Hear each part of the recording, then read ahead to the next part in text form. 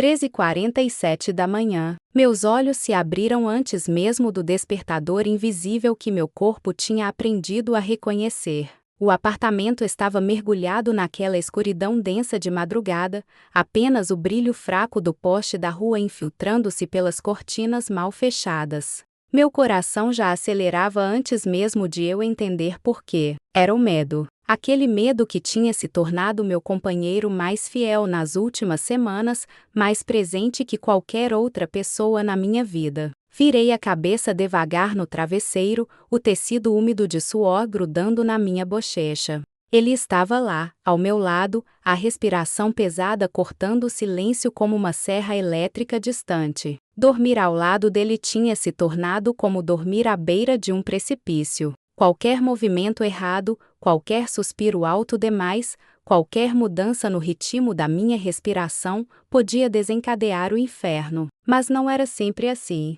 Houve um tempo em que acordar ao lado dele significava segurança. Lembro da primeira vez que dormi em sua casa, há pouco mais de um ano. Ele tinha preparado o quarto com cuidado, lençóis limeiros que cheiravam a lavanda, uma luz suave no criado mudo, até tinha colocado uma garrafa de água do meu lado da cama. Naquela noite, quando acordei no meio da madrugada com sede, ele murmurou sonolento se eu estava bem, passou o braço sobre minha cintura e voltou a dormir. Senti-me protegida. Amada. Que idiota eu fui. As mudanças começaram tão sutis que eu nem percebi. Primeiro foram os comentários sobre minhas amigas. Ele dizia que elas não me valorizavam, que só me procuravam quando precisavam de algo. Depois veio o ciúme disfarçado de cuidado. Porque aquele colega de trabalho tinha comentado no meu post? Porque eu precisava sair com a turma da faculdade, se agora tínhamos um ao outro. Eu achava fofo. Pensava que era amor. Então vieram as noites. A primeira vez que ele me acordou de propósito para brigar, pensei que fosse um pesadelo. Eram 2 da manhã quando senti alguém sacudindo meu ombro com força. Abri os olhos confusa, desorientada, e lá estava ele, sentado na cama, com aquela expressão que eu ainda não conhecia. Os olhos fixos, a mandíbula travada, as mãos fechadas em punhos sobre as coxas. Você estava sonhando com ele, não estava? O quê? Murmurei, ainda tentando entender onde eu estava, que horas eram, o que estava acontecendo. Você falou um nome. No sono. Quem é Mateus? Levei alguns segundos até lembrar. Mateus era meu primo. Tínhamos crescido juntos, éramos praticamente irmãos. Mas tentar explicar isso naquele momento, com meu cérebro ainda nadando em sono, foi impossível. Cada palavra que eu dizia parecia alimentar ainda mais sua fúria. Ele gritava, eu chorava, e os vizinhos certamente ouviam tudo através das paredes finas daquele prédio antigo. Aquela noite durou até o amanhecer. Quando o sol finalmente começou a raiar, ele se acalmou como se nada tivesse acontecido, me abraçou e disse que era porque me amava demais, que não suportava a ideia de me perder. Pediu desculpas chorando, prometeu que nunca mais aconteceria. Eu acreditei, quis acreditar, mas aconteceu de novo. E de novo, e de novo. Ele me acordava na noite para brigar comigo como se fosse um ritual macabro. Sempre depois da meia-noite, sempre quando eu tinha acabado de mergulhar no sono profundo. As acusações mudavam a cada vez. Que eu tinha olhado para outro homem na rua. Que tinha demorado demais para responder suas mensagens. Que minha saia estava curta demais. Que eu sorria demais para o entregador. Que minha família o odiava e eu não fazia nada a respeito. O sono foi a primeira coisa que perdi. Meu corpo entrou em um estado de alerta permanente. Mesmo quando conseguia adormecer, era um sono superficial, frágil, constantemente interrompido por qualquer ruído.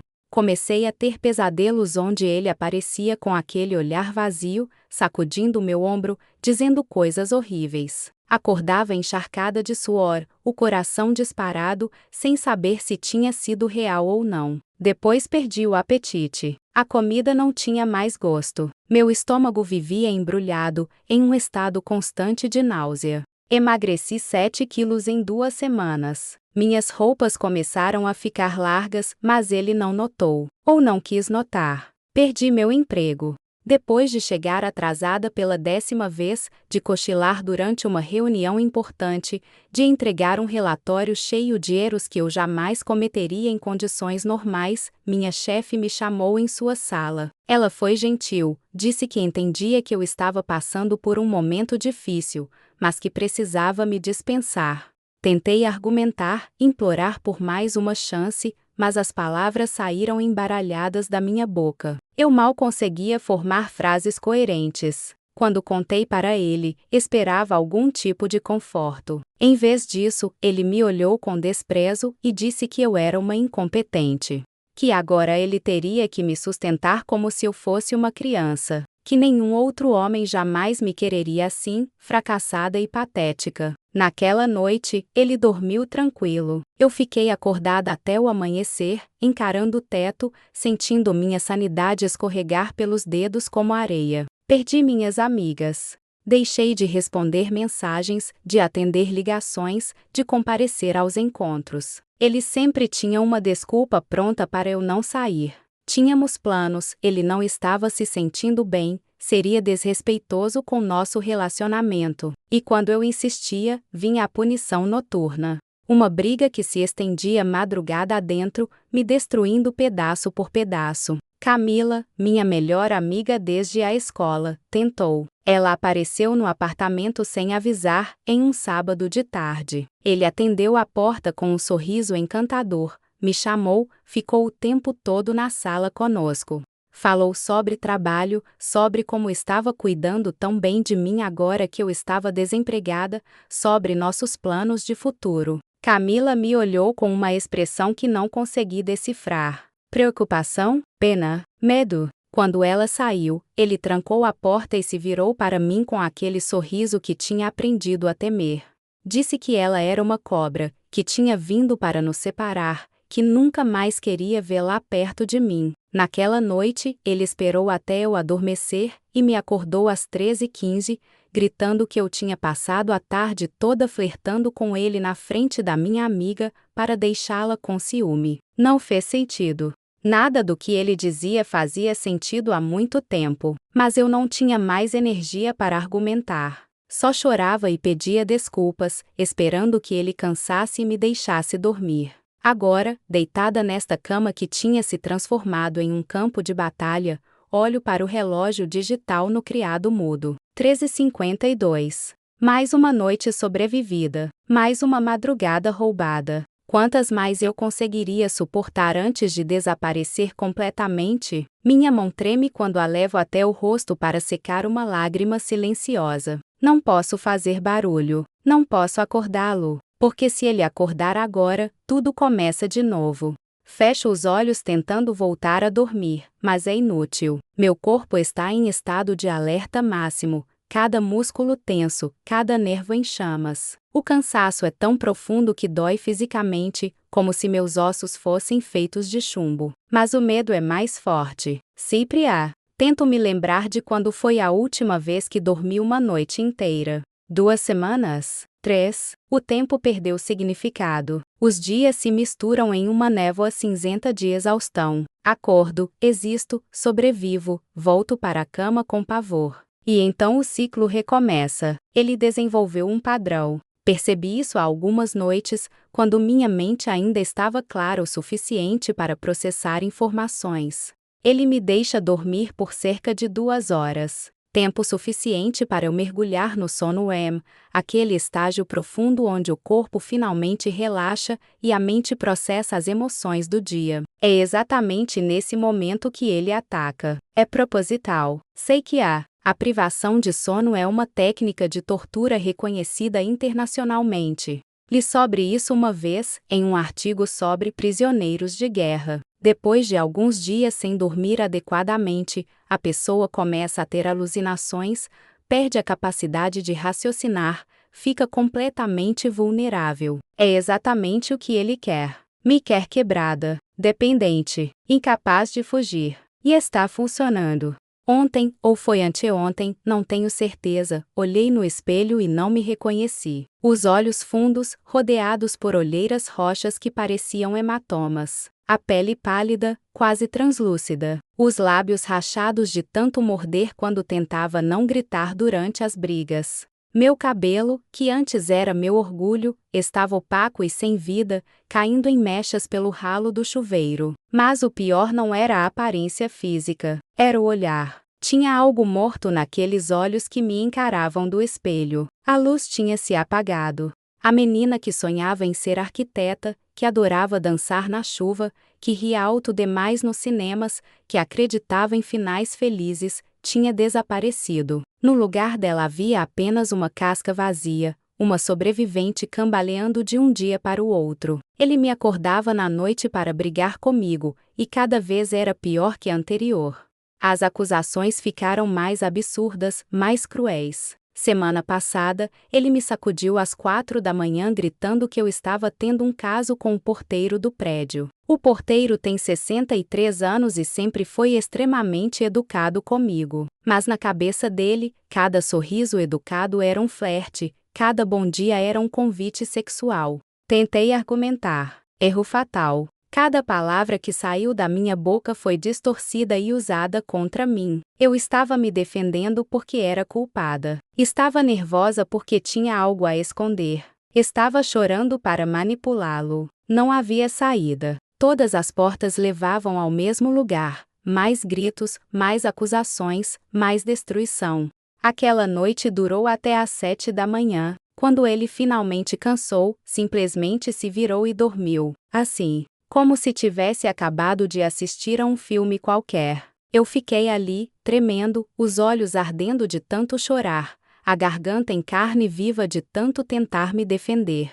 O sol estava nascendo lá fora, os pássaros começavam a cantar, o mundo seguia girando como se nada tivesse acontecido. Como se eu não tivesse acabado de passar 7 horas sendo despedaçada palavra por palavra. Levantei da cama como um zumbi. Tomei banho, me vesti. Não tinha para onde ir, mas não suportava ficar naquele quarto. Sentei no sofá da sala, encarando a parede branca, minha mente completamente vazia. Foi quando meu telefone vibrou. Era uma mensagem de Camila. Ela não tinha desistido de mim, mesmo depois de eu tê-la ignorado por semanas. A mensagem era simples: estou preocupada com você. Isso não é amor. Você merece mais. Quando estiver pronta, estarei aqui. Ler aquelas palavras foi como receber um soco no estômago. Comecei a chorar de novo, mas dessa vez era diferente. Não era o choro desesperado das madrugadas, aquele choro que vinha acompanhado de pânico e medo. Era um choro de reconhecimento, de despertar.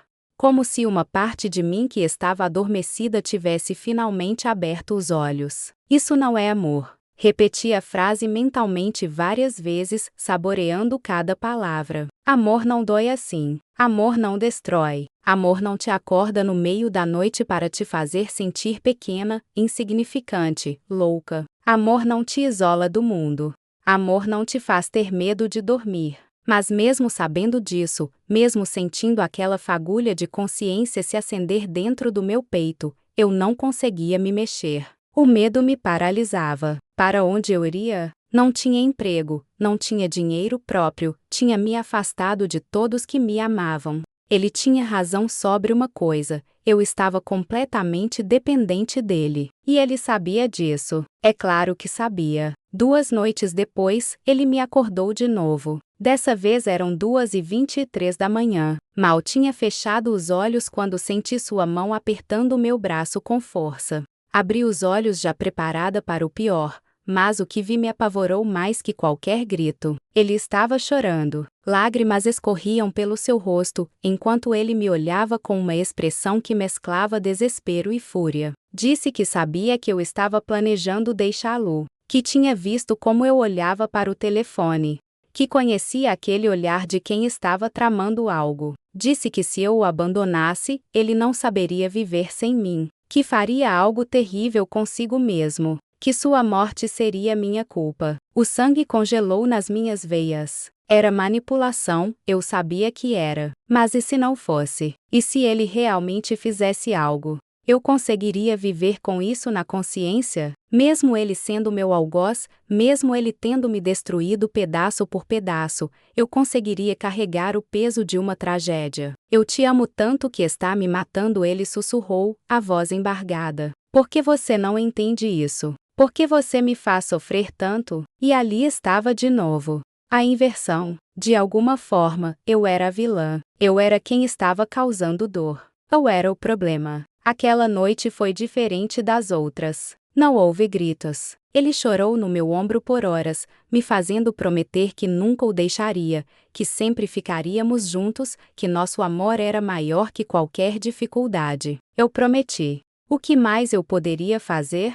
Quando ele finalmente dormiu, às 5 da manhã, fiquei olhando para o teto com uma clareza terrível. Ele tinha me prendido na armadilha perfeita. Se eu ficasse, ele continuaria me destruindo aos poucos. Se eu saísse, ele ameaçava se machucar. Era um labirinto sem saída. Mas a mensagem de Camila continuava ecoando na minha mente. Quando estiver pronta, estarei aqui. Estaria eu pronta? Conseguiria encontrar forças que não sabia mais se possuía. Valeria a pena tentar? Virei para o lado, observando seu rosto relaxado no sono. Parecia tão pacífico, tão inofensivo.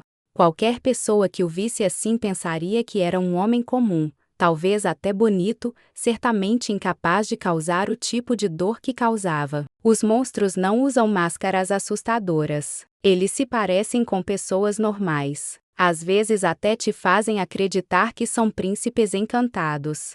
Uma decisão começou a se formar no fundo da minha mente exausta. Era pequena ainda, frágil como uma chama de vela em uma noite de vento, mas estava lá. E pela primeira vez em meses, senti algo além de medo. Senti esperança. Os 3 dias seguintes foram os mais longos da minha vida. Cada segundo arrastava como uma eternidade, enquanto eu fingia normalidade, planejando em silêncio minha fuga. Precisava ser cuidadosa. Qualquer deslize, qualquer mudança no meu comportamento, e ele perceberia. E se percebesse antes da hora certa, eu não sabia do que seria capaz.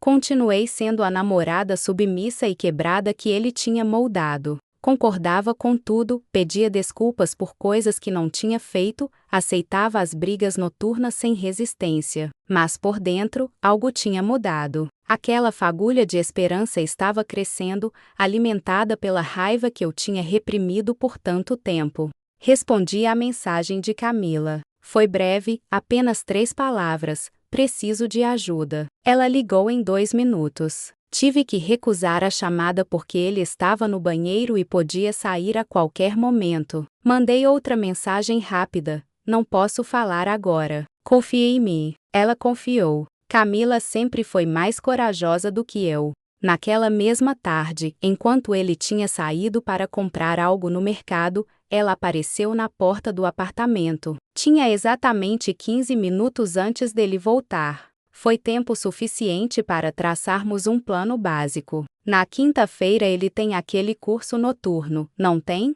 Ela perguntou, seus olhos castanhos fixos nos meus com uma intensidade que quase me fez chorar. Sim, das 8 às 11 respondi, minha voz saindo fraca e rouca de tanto gritar durante as madrugadas. Vou estar aqui às 8h05 com meu carro. Pegue apenas o essencial. Documentos, celular, algumas roupas. Nada mais. Você vai ficar na minha casa até resolvermos tudo. Ele vai me procurar. Vai aparecer no seu apartamento, vai ligar para todos, vai. Deixa ele tentar. Camila interrompeu, sua mandíbula travada de determinação. Meu irmão é advogado. Já conversei com ele. Temos um plano. Ela segurou minhas mãos, e só então percebi como estavam frias e trêmulas. Estava apavorada, mas pela primeira vez em meses, não estava sozinha. Quando ele voltou do mercado, encontrou-me sentada no sofá assistindo televisão como se nada tivesse acontecido. Ele me deu um beijo na testa, guardou as compras, preparou o jantar. Foi quase encantador. Quase me fez duvidar da minha decisão. Mas então chegou a noite. 2h37 da manhã. Senti a cama balançar quando ele sentou, já sabia o que estava por vir. Abri os olhos e lá estava ele, com aquela expressão que conhecia tão bem. Mas dessa vez, algo era diferente. Eu estava diferente. Cada palavra cruel que ele disse, cada acusação absurda, cada tentativa de me fazer sentir pequena, apenas alimentava minha determinação de partir. Quando ele finalmente dormiu, às 5h40, eu não chorei. Fiquei acordada planejando mentalmente o que levaria, por qual caminho sairia do prédio, como garantiria que não deixava nada importante para trás. A exaustão continuava lá, meu corpo gritava por sono, mas minha mente estava estranhamente clara. Quinta-feira chegou como qualquer outro dia. Ele acordou de bom humor, fez café da manhã, me deu um beijo demorado antes de sair para o trabalho. Disse que me amava. Disse que eu era tudo para ele. Disse que nossa vida juntos era perfeita. Sorri e concordei, cada palavra um adeus silencioso. Passei o dia inteiro organizando. Separei meus documentos, algumas roupas, fotos da minha família que ainda tinha guardadas. Tudo cabia em uma mochila pequena. Era assustador perceber como minha vida inteira podia ser reduzida a tão pouco. Mas também era libertador. Significava que eu podia recomeçar do zero. Às 19h45 ele se aprontou para sair. Vestiu a camisa azul clara que eu sempre dizia que ficava bonita nele. Arrumou o cabelo. Pegou a mochila com seus materiais. Veio até a sala onde eu estava. Volto às 11, disse, me dando outro beijo. Não espere acordada, sei que você está cansada. A ironia quase me fez rir. Ele sabia que eu estava cansada porque era ele quem garantia que eu nunca dormisse. Mas apenas sorri e acenei. Tchau. Bom curso. Te amo, ele disse da porta. Também menti. A porta fechou. Esperei 5 minutos. 10, 15. Precisava ter certeza absoluta de que ele tinha realmente ido, que não tinha esquecido algo e voltaria. Meu coração batia tão forte que parecia que todos no prédio podiam ouvir. Às 8h03, meu telefone vibrou. Era Camila. Estou aqui embaixo. Peguei a mochila que tinha escondido no fundo do armário. Olhei ao redor do apartamento uma última vez. Aquele lugar tinha sido minha prisão por meses, mas antes disso tinha sido meu lar.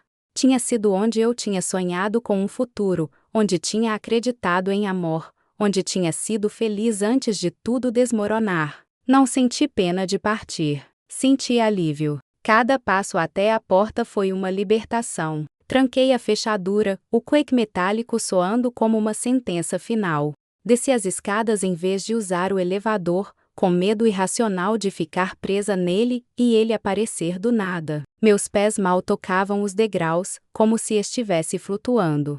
Quando empurrei a porta de vidro do térreo e vi o carro de Camila estacionado ali, com ela ao volante me olhando com aquela expressão de preocupação misturada com orgulho, desabei. Todas as emoções que tinha reprimido por tanto tempo explodiram de uma vez. Corri até o carro, entrei e finalmente me permiti chorar.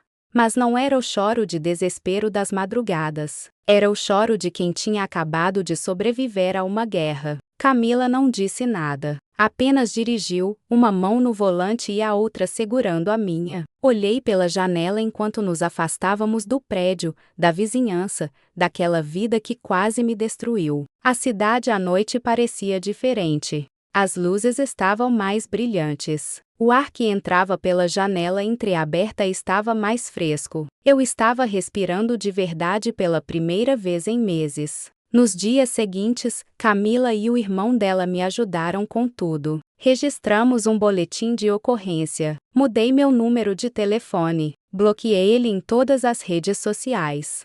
Ele tentou me encontrar, é claro. Ligou para minha mãe, para antigas amigas, apareceu no apartamento de Camila 2 vezes. Mas ela tinha instalado câmeras e seu irmão tratou de conseguir uma medida protetiva. Levou semanas até eu conseguir dormir uma noite inteira. Meu corpo estava tão condicionado a acordar depois de 2 horas que continuava fazendo isso mesmo estando segura. Mas aos poucos, noite após noite, fui me curando. Comecei a sonhar de novo. Sonhos normais, não pesadelos. Comecei a acordar descansada. Encontrei um novo emprego. Nada grandioso, apenas uma vaga de atendente em uma livraria do bairro. Mas era meu, conquistado com meu próprio esforço, sem depender de ninguém. Cada centavo que ganhava era meu. Cada decisão que tomava era minha. Reconciliei-me com minha família, expliquei tudo o que tinha acontecido. Minha mãe chorou, meu pai disse que deveria ter percebido os sinais, mas não havia como eles saberem. Eu tinha escondido tão bem, tinha me afastado tanto, que era impossível para qualquer um ver o que estava acontecendo. Voltei a encontrar minhas amigas. Aos poucos, reconstruí as pontes que tinha queimado. Algumas relações nunca voltaram a ser como eram, e tudo bem. Eu tinha mudado. Não era mais aquela menina ingênua que acreditava que ciúme era amor, e que controle era cuidado. 6 meses depois, mudei-me para meu próprio apartamento. Era pequeno, apenas um quarto e uma sala, mas era meu. Ninguém gritava comigo ali. Ninguém me acordava no meio da noite. Ninguém me fazia sentir que estava louca ou errada ou insuficiente. Era apenas eu, reconstruindo minha vida tijolo por tijolo. Hoje, quando olho no espelho, reconheço a pessoa que me encara de volta. A luz voltou aos olhos. O sorriso é genuíno. As olheiras desapareceram. Ainda tenho dias difíceis, momentos em que o medo volta, em que acordo no meio da noite com o coração acelerado achando que ouvi alguém me chamando. Mas esses momentos são cada vez mais raros. Aprendi que amor nunca deve doer. Que relacionamentos saudáveis te fazem crescer, não te diminuem. Que ninguém que realmente te ama vai te fazer ter medo de dormir, de falar, de existir. Aprendi que pedir ajuda não é fraqueza, é a coisa mais corajosa que alguém pode fazer. E aprendi que sempre há uma saída, mesmo quando parece que todas as portas estão fechadas. Às vezes só precisamos de alguém para nos lembrar que merecemos mais. Alguém para segurar nossa mão e dizer: quando estiver pronta, estarei aqui. Eu estava pronta, e agora estou livre.